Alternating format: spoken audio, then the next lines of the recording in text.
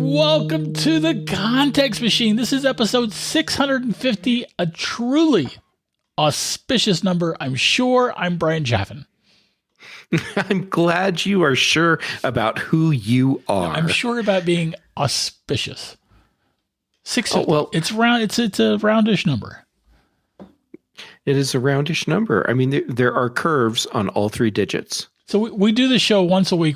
It's episode 650. So does that mean we started this show in 1972? Because I think that might be right. Yeah, that sounds about right. Okay. Well, wait, you forgot about one of the leap years, so it might have been 1971. Right. Yeah. Right. So, but yes, I'm sure you're Bryan Chaffin, and I am sure I am Jeff Gamet. Okay. Everyone, we have a website. In the notes here, it says, please make sure to check us out at our new home, contextmachine.io. Yes. The new home smell is gone. It's there. It's back. You can also use contextmachine.io to reach out to us. You can find us on Mastodon at Context Machine, or you can write to us at, what is it? Context Machine Podcast. Yes. At gmail.com. Yes. Hey, Bryan. Yeah. We have a sponsor today, LinkedIn Jobs. Excellent. They've been sponsors for a long time, which means that you folks must like them. So thank you. Yeah, you folks must be hiring. Yes, that's good. And LinkedIn Jobs has the tools to help you hire. We're going to tell you more about them later in the show. So can have you seen Dune 2 yet? No, I haven't. Man, have you seen Dune 1? I did, or and Dune. I really liked it. And I'm not talking about shirtless Sting. Oh man, the shirtless Sting version. So that would be the David Lynch version. Yes, the David Lynch version. The shirtless Sting version. Yes, I saw that in the theater, the plastic jockstrap version. I saw that in the theater when it came out, and as we walked into the theater, they were handing everyone two-sided letter size sheets of paper, totally full of text front and back, that had all the information that we needed to know to be able to get through the movie. Yeah. It's like each character and a quick bio and fascinating. Yeah, the different planets and the different houses and the crazy thing is you could hear through the entire movie as people were flipping over the sheets to check and see. Well, how are they seeing what them? they need. This is pre-smartphone. This is pre-smart watch. So how would they read them? Okay, so you know how when you try and read by moonlight or candlelight, and you turn your body and then kind of aim the paper towards the light source. Basically, everyone watched the movie sitting sideways in their chair and holding the sheets up so that they were facing the screen. So the light reflecting from the screen, that's ridiculous, would hopefully give them enough light to try and read.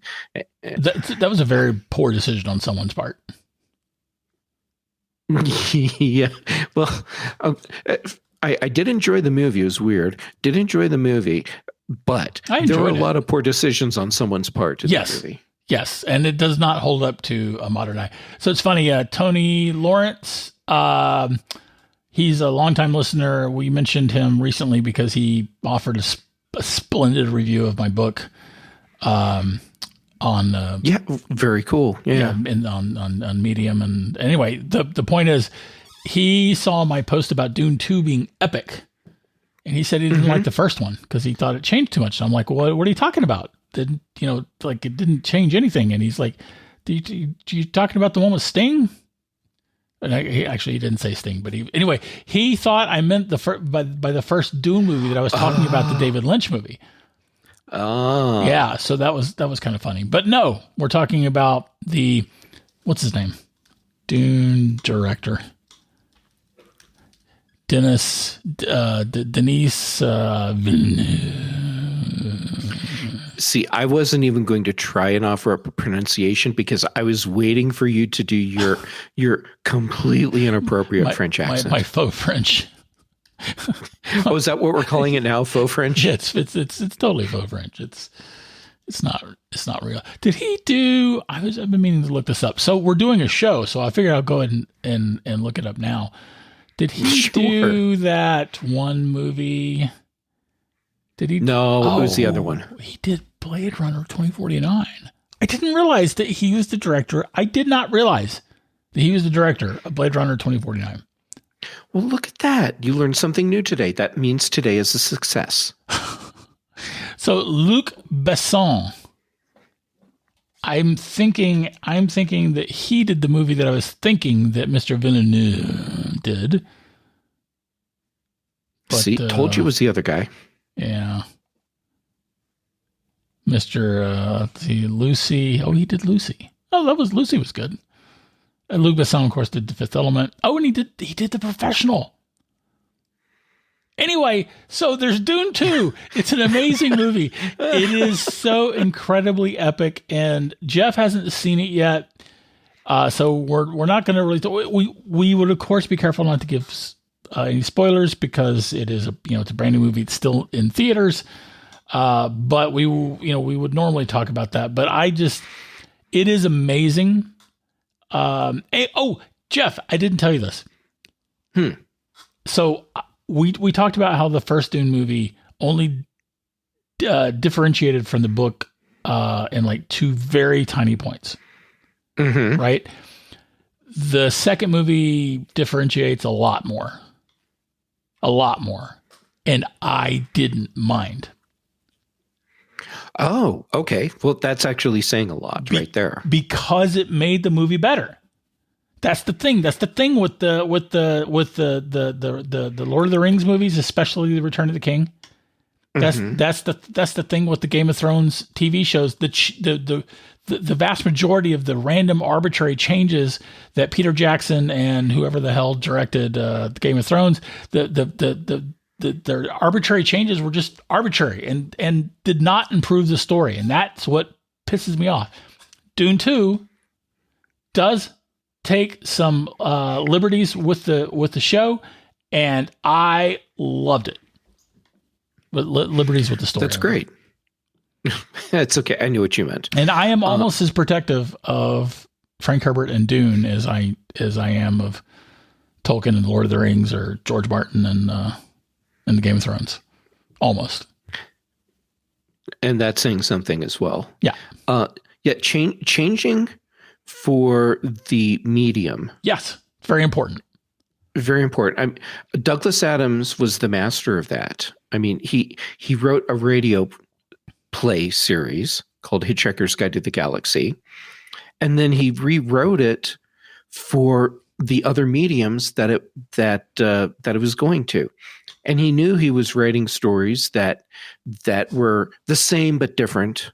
Things were changing because he got it. He knew you write for the medium. Another place where I think that's done very well is Silo. Yeah. And I got partway through the first book in that series, and all I can figure is that there were some brilliant people that said, "Look, we've got this, and we know how to turn it into an actual good story. Yeah, we got to fix the things that need to be fixed." Which is basically the thing. So it's like, here's the premise. We can work with that. We can have these characters, but we're going to have to change stuff up with those characters. And now we're going to write the story.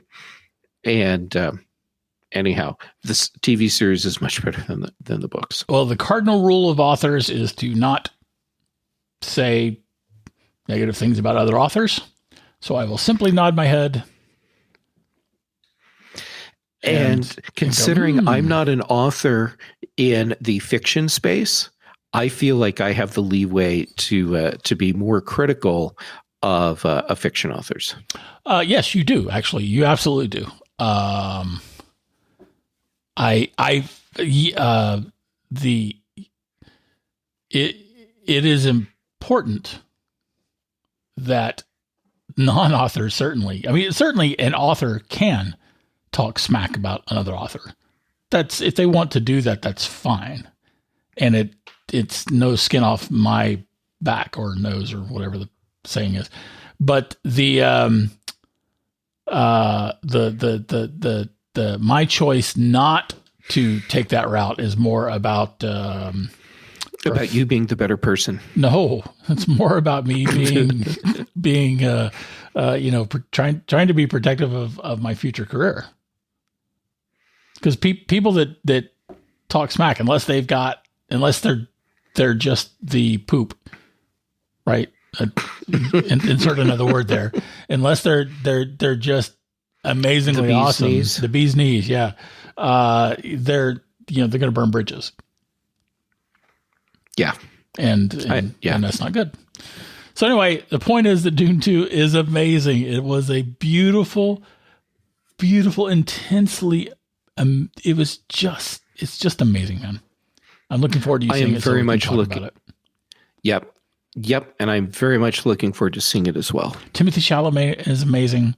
Zendaya is just beautifully amazing.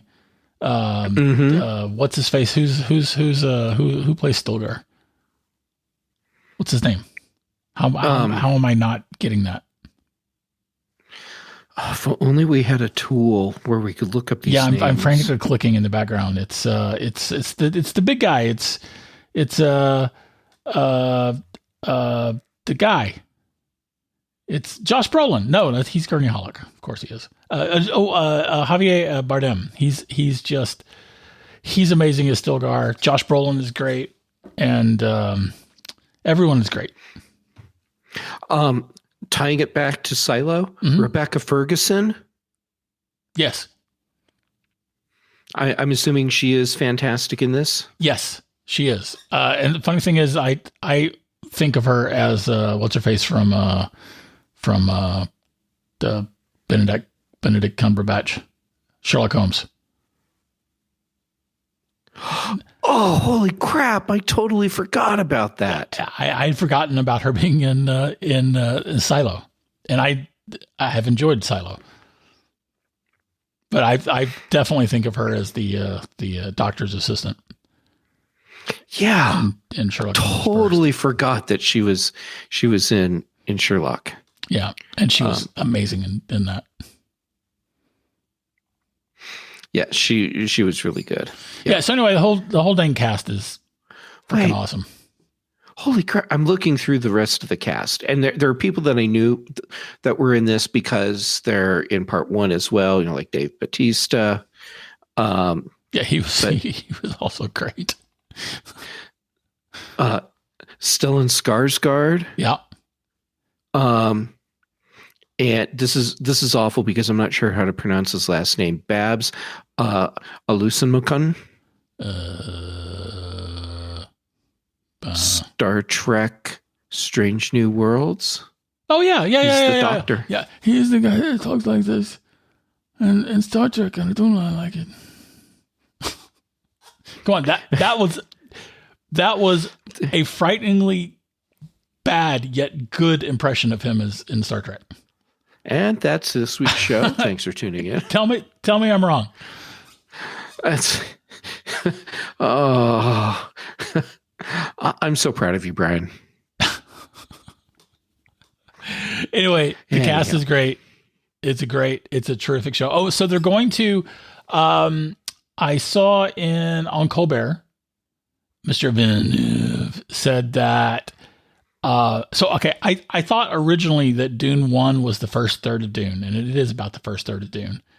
And I thought that Dune 2 was going to be the second third. It turns out Dune 2 was the second 2/3 of Dune. So Dune is complete. The book Dune is complete. But he said that he does want to do Dune 3, and that would be Dune Messiah, the second book. And he talked about it from the standpoint of wrapping up Paul Atreides' his arc. Okay. I kind of feel like, we can do, because it came out in like 1976, Dune Messiah. So I kind of feel like spoilers are like on you. Yeah. So Yeah, because anyway, yes. that would wrap up Paul Atreides' arc and the Children of Dune. If he ended up doing a fourth movie and he didn't say anything about that on Colbert, fourth movie would be about Paul's kids. Hence, Children of Dune. Yes. Children of Dune, yes. So, yes.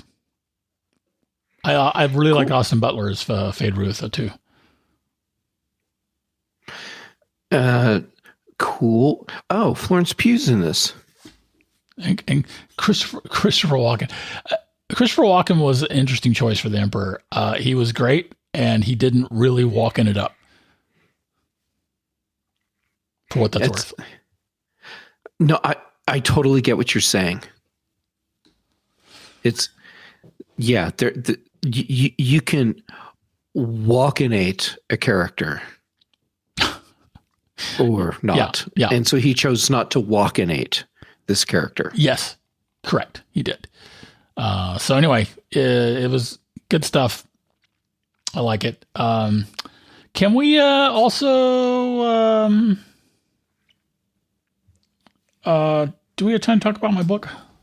Or what were we going to talk about? I know we said we were going to. My note here for this is me. Here's my idea. Yeah.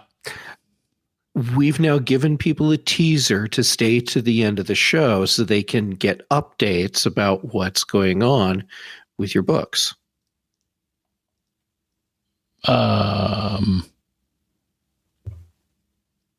Okay. Or we could just do it now. Yeah, I thought we talked about doing it now, and then we'll break for sponsor, and then we'll talk about Apple and AI. Sure, let's do that. Okay, great. What were we going to talk about though? Well, first, I wanted to bring up that I saw online.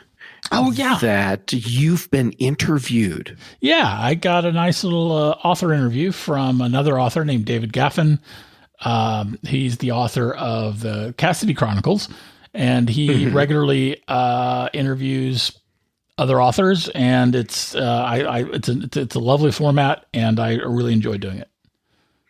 I thought it was a great interview, and I liked how he asked you questions that gave us insight into your process.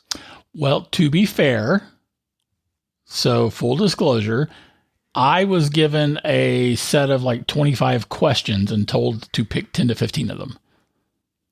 So okay, so I decided that. Okay. Well, I mean, that's cool. Yeah, sure. Whatever.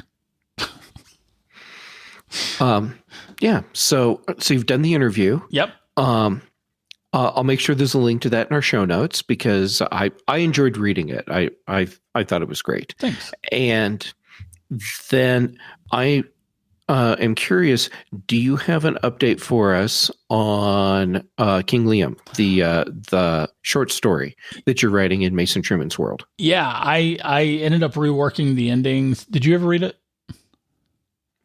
I kind of feel like you blew me off. I didn't blow you off. I just blew me off. Anyway, I rewrote the end of it anyway, and it's in the hands of an editor that I'm trying out. And once I get it back from her, it will, as soon as I get a cover for it, it's going to go out. It's going to be a free story. It's about a single ship miner. It's all set in Mason's universe, but it doesn't involve Mason. And a single ship miner who is striking out for a distant planetoid way out in the Oort cloud, which is way further than anyone should be going in a single ship. And what he finds will make a great story. Awesome. So, all right. So that's in the hands of the editor right now. Yeah. And so hopefully that'll be something we can see soon-ish? Yes. Hopefully, I'm hoping within the month. I should have. Oh, cool. Yeah, I'm trying to get a cover from my cover artist, and that's probably the biggest delay at this point. Okay. Cool. Yeah, cool. Thanks, man. I appreciate So- you letting me talk about it. Well, I'm always interested in hearing, and I'm dropping something on you that we had not planned. Oh, good. Only because I hadn't put myself in do not disturb mode, so text messages have been coming in. I got a message from Terry when he was on the show talking about how he's using Vision Pro. Yeah. I got a message from him just a minute ago saying you have got to tell Bryan about this app, and it's called Multiple Virtual Monitors, or excuse me, it's called Split Screen Multi-Display, and it lets you have multiple virtual displays in Vision Pro. Oh, excellent. So, just passing that on because if considering how heavily he's using Vision Pro, if it's an app that he's excited about, then you should probably know about it. Yeah, and John Keat turned me on to trying to get the name of it. What is the name of it? Do you remember that app? He said, "Bryan, you got to try this." It's the one that's kind of matrixy. Yes. Yeah. I don't remember what it was called. Well, that's correct. But yeah, I know. But the great thing is, when we figure out what it was called, I can make sure there's a link in Magic the show Room. notes for it. Magic Room. Magic Room. Yeah. And basically what it does is it maps your room from the standpoint of the spatial computing. Right. So it basically, essentially remembers where everything is in your environment, and then it'll do a nice little matrix effect on top of it. It's really, it's completely useless and super fun. That's awesome. Yeah, it's $4.99. I did not regret spending. Cool. And Okay. I won't use it for much, but it was freaking awesome. Well, let's see. Split screen. I'm bringing it up now. It has in-app purchases. So you can download it and use it for free, apparently. Oh, excellent. And it has a time limit on how long you can use it. So for $19.99, it takes the time limit off. That makes sense. And Magic Room is just it's $4.99. Take it or leave it. Okay, cool. It has another mode too, where it essentially does sort of like grid layout for all the things around you. Mm-hmm. But the certainly at this point, the super fun thing is to do the matrix overlay. Very cool. Yeah. All right. As long as I'm bouncing around on stuff we haven't planned on, I was sitting here making notes so I'd remember, include Magic Room, include Split Screen in the show notes. So I'm writing these with my fountain pen. Excellent. And did I tell you that I took the cartridge out of my Pilot Vanishing Point and put a converter in? Yeah. And so I'm sorry. No, really? That's very interesting. Oh, you're so sweet. Changed everything because now I can put in the ink that I want. Yeah. And I bought a bottle of that higher end Pilot ink. It's, what is it? It is Ziramishu or something like that. Okay. Sorry, I don't have it sitting here on my desk. But I'm sorry. Go ahead. Because it's out of the sunlight, so it lasts longer. Anyhow, it was like, I mean, my pen already felt amazing to write with, but then switching to this higher end Pilot ink, it was like getting a pen upgrade. Well, but you switched to that at the same time that you switched to this finer nib, right? No, I have not changed the nib. Oh. So this is the one that has the fine nib in it. The other Pilot has the medium nib. That would be the Kakuno. Okay. But then the Pilot Falcon, that's the one that has the broad soft nib. Is that right? Sure. So, yeah. So nib hasn't changed in this one, but holy crap! I cannot believe what a difference this ink makes with this pen. Well, and to maybe offer some context to people who aren't fountain pen nerds like us, if you have ever used a ballpoint pen that had a particularly, fine point, or a particularly big point, or a particularly medium point. But if there's ever been a pen that that just felt so much better for you when you're writing, it's the same, definitely, absolutely the same thing with the fountain pen. You need to have the right nib for you. Yes, I agree. And I love the feel of the different nibs that I've been experimenting with in various pens. But wow, this vanishing point with a what is it? The rhodium fine tip. Yep, Pilot vanishing point with the fine tip. I believe it's rhodium coated gold. Yes, and probably. And then this ink, man. It's just absolutely wonderful. I'm delighted that you're enjoying it, man. That's great. That makes me happy. Excellent. All right. You know what else makes me happy? Oh, do tell. LinkedIn Jobs. Yeah. So LinkedIn Jobs is our sponsor, and they are not just another job board. LinkedIn has a vast network of more than 1 billion professionals. I'm going to say that again, more than 1 billion professionals, which makes it the best place to hire. It gives you access to professionals you can't get anywhere else. And LinkedIn does all that while making the process easy and intuitive. Hiring is easy when you have that many quality candidates. So easy, in fact, and I love this stat, 86% of small businesses get a qualified candidate within 24 hours. A posting. That's amazing, right? Wow. Yeah. That's kind of crazy, actually. But yeah. It is. So LinkedIn knows that small businesses are wearing so many hats. You might not have time or resources to hire.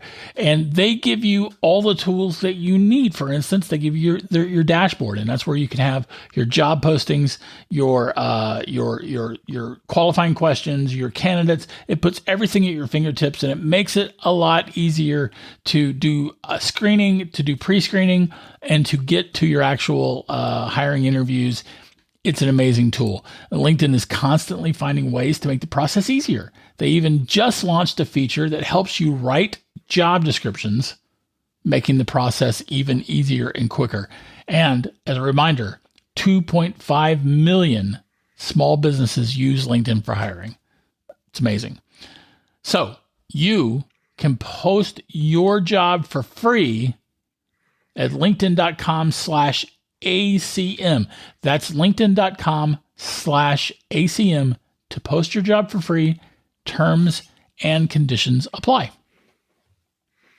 Awesome. Yeah, it's great. I very much appreciate them. I appreciate all our sponsors, but LinkedIn Jobs has been with us for a long time, and we very much appreciate it.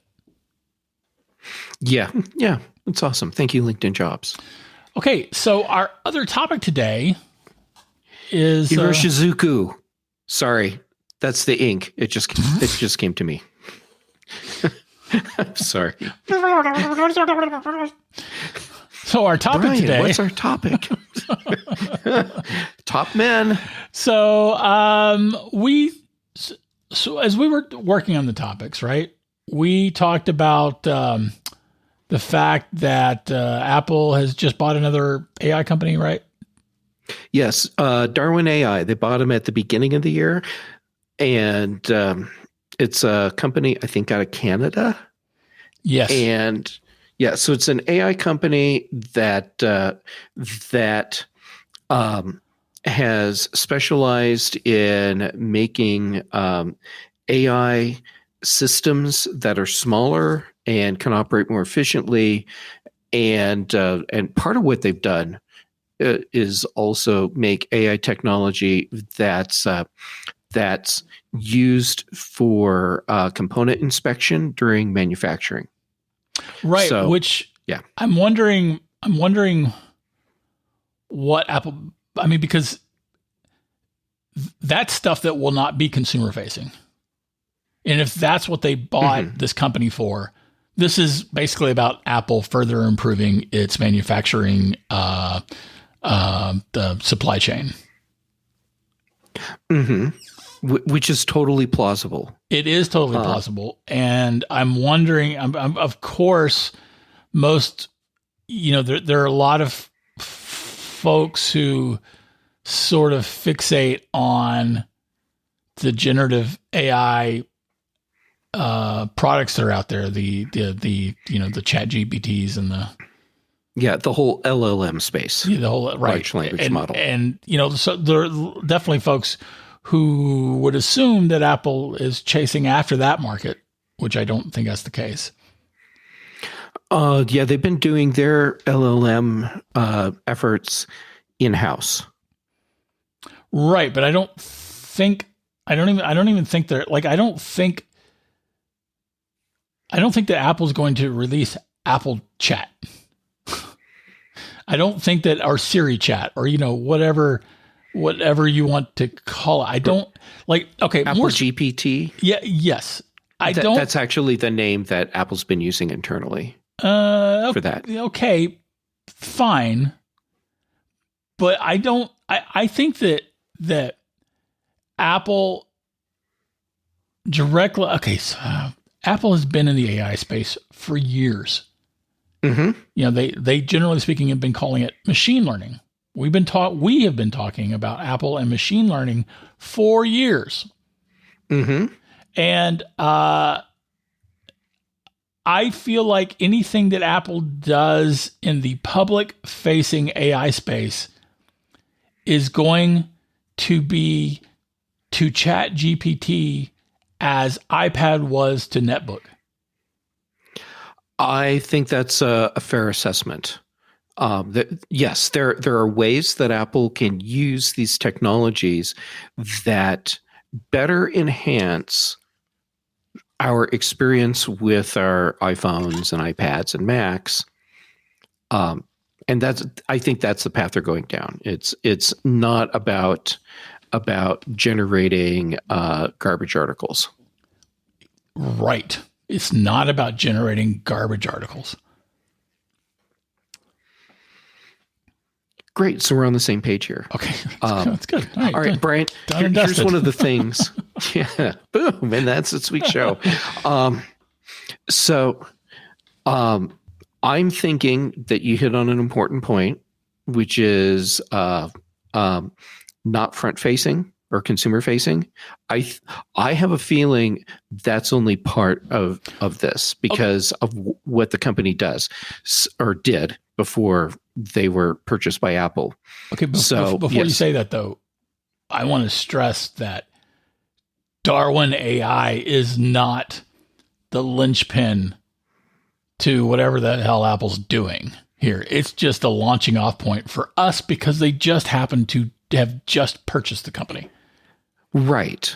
Okay. Yeah, of course. Yes. Apple has been working internally on their AI tools for some time. We have experienced already what they're doing in many places. Like take a photo with your iPhone. Yes. That's machine learning AI. Yes. That's making that come together so you have a good photo. Yes. And there's other examples, but that's an easy one right there. So where I see this coming into play is now that you've said it, I think that they will be using some of what this company does for their own development production processes, But the other thing that I'm keying in on here is the smaller and more efficient AI systems, which sure sounds to me like something that would be great if you're doing on-device AI and ML operations. So the term that you're seeing tossed around for that right now is edge AI. And that just means it's on device, not on server. No, I just thought you were being completely wowed by my my understanding of this. Yeah. So I think we will see elements of this acquisition showing up at some point, enhancing the consumer-facing side of this, but then also on the backside for the production side. But yeah, it's not like they bought this and at WWDC they announced that DarwinAI is completely incorporated in iOS. Yeah, and well, macOS. behold Darwin GPT or something like that. That's right. That's not a thing. But I had another idea that that hit me when we were talking about this pre-show, and that is, we know that Apple Car team, which is gone now, and that a lot of those people were transferred to Apple's other AI efforts. And the thought that hit me was, what if the move to kill Project Titan was predicated more on Apple wanting to accelerate its other AI things than it was about frustration to do with the car or problems to do with the car? Like, I'm wondering basically if it was more about, like, screw this other thing. We're going to go balls out on AI, and we have all of this AI technology involved with our car project. So let's bring all those people over to this, rather than, oh God, we just can't do this. We just can't do this car. It's pointless. Okay. I like this idea. And so as you've been talking through it, the scenario that is gelling in my head based on what you said is here's Apple working on the car project, and it's like a moving target. Ironic, because car, and they're seeing, we're looking at everything that we're putting into this and into our artificial intelligence efforts, and our resources are better spent focusing on the AI side, because we feel that's where we can actually bring something to market that is fundamentally different. Whereas with the car, we're not going to offer something fundamentally different. Right. So right. I'm definitely not saying that they weren't tired of the car, or that they hadn't reached the point where they knew that they couldn't do the special thing that they needed to do. But I do think it's interesting to think about the fact that it might have been the need to go whole hog with AI that caused the knife to fall. Yeah, I can see that. This is pure and utter speculation, and that's all it is. It's not. This is not insight, this is not inside information or anything like that. It's just pure speculation. Well, to be fair, people that listen to the show know that we will, at the drop of a hat, pull a hypothesis right out of our butts. This is true. So I'm wondering what I really want to know what DarwinAI was bought for. I feel it might like just be a talent acquisition. Well, no, I feel like this is all about the supply chain and not about any consumer. I'm not seeing anything consumer driven that DarwinAI is doing. I feel like this is about, having their stuff made more efficiently. You may very well be right. The one piece that I cherry pick out of this and say, yeah, but they could also use this on the consumer side. Mm-hmm. And it's the part about making those more efficient and smaller AI tools. And I'm thinking tools that can be used on devices like our laptops and our tablets and phones. I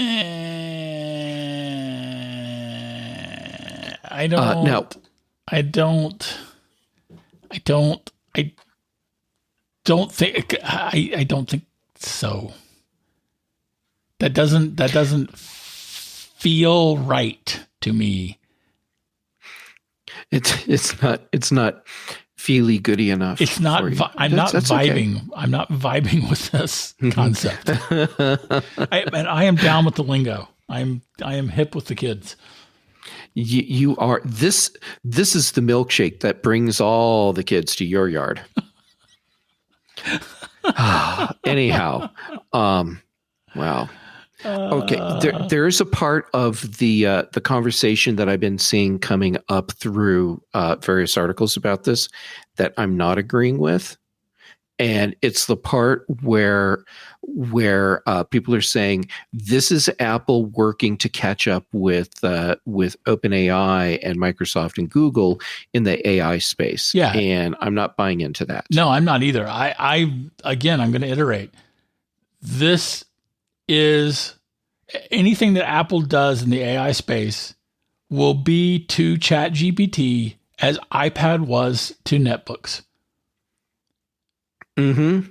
I mean, if you remember, everyone was saying like Apple's behind on netbooks. Apple's got to do this for netbooks. When is Apple going to do netbooks? How are you going to sell netbooks without destroying your MacBook sales? Like, it was netbook mania about Apple for about a year and a half. Mm-hmm. And it took less than 6 months for netbooks to essentially be all but dead after iPad was released. Maybe a year. Yeah. It's that whole thing with other companies doing something and then analysts and pundits jumping on it and saying Apple is falling behind. Yep. Apple is going to lose the market because they're not doing the same thing everyone else is doing. Apple doesn't do the same thing everyone else does. Nope. Apple does not. And I don't. I think that we are very specifically going to see that borne out, probably even at WWDC. But if not, it'll be WWDC next year.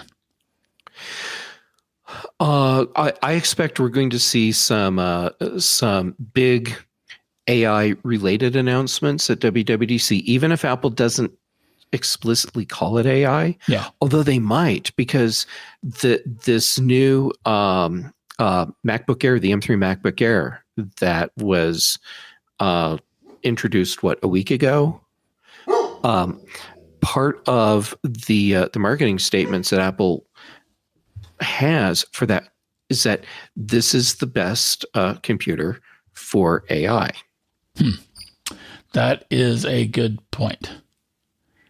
And I'm paraphrasing a little bit, but that's the message they're saying. And they actually do use AI as part of that message. Right. They do. And to be clear, Apple has been, I feel like, at the forefront of certainly on Edge AI, device-based AI. Apple is the leading edge of that. Apple is at the forefront of doing AI on your device. Like, did you see the Figure One demo? the figure one demo. Yeah, let me see if I can't maybe find that. This sounds vaguely familiar. Yeah, I've got a link for you, and I'm surprising you with this. So he hasn't been able to watch it. I'm going to tell you about the robot. Yes. And it was fascinating. It was a very impressive demo, but I'm telling you, that freaking cloud lag was awful. So, all right. So what this was a chat GPT enabled robot. So he could move things. He could like pick up an apple and give it to you if you ask for food. He could like stack dishes in a dish drainer. Yay. And he was making the decision that the robot was making the decisions based on chat GPT's ability to understand spoken language. Mm-hmm. Okay. Super fun and, whatever. But there was this horrible lag while the robot sent what you said off to the cloud and waited to get a response. And this was in an entirely controlled environment. You are being more critical of this than I am, which is okay. It would drive me nuts in real life. So when I was watching this, I was super impressed because this is just like a one-off machine prototype thing, a proof of concept. So the fact that they were able to do everything they did with this robot, I was super impressed. The dexterity, the ability for it to like when the guy said, "I'm hungry," and it finds the apple and gives it to him so he has something to eat. And when he asks about it and it says that this was the only edible thing here, so this is what I gave you. I mean, things like that, I was like, this is pretty impressive. Also, it didn't have to rely on anyone else doing other things to make it work. So like the Tesla robot, for example, that had to rely on humans actually performing actions that were then translated into the movements of the robot. And this does not rely on a person actually performing actions. So yeah, and I was not impressed with this thing, man. I was super impressed. Yeah. I mean, like, I feel like Boston Dynamics robot could run freaking circles around this thing. And that lag was so frustrating. And the reason why I'm bringing this up is because Apple is increasingly having more and more of its machine learning done on devices. That is so important. It is so important for privacy in particular, but also speed. Mm-hmm. And that figure one demo was a prime example of that. Man, go watch it again. Go watch it again and think about that lag. And then I want you to think about what you did wrong. Oh, this is why I love you, Brian. So if this was being shown as anything other than here's this proof of concept, I would not have been so generous with my praise. If this was something they were saying, and you can buy it today, I would not be happy using this at home, at work, because that lag would be completely unacceptable. But the point is, Jeff, that all of the competing AI products are all doing cloud-based computing. They're all doing it except for Apple. And eventually that will change. But for now, this is Apple's big win. I mean, it might if Apple schools them. Oh, Apple's totally going to school everyone. I mean, whether or not Apple makes a robot that can perform better than Figure One or whatever it is, Apple will school companies one way or another in this space, and it will push other companies to do better and to make their products more efficient.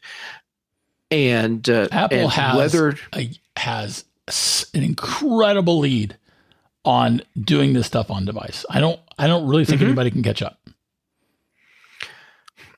Not, matter of fact, I think it'll take another disruption to be able to leapfrog Apple before anybody else would be able to catch up, because you've got silicone issues,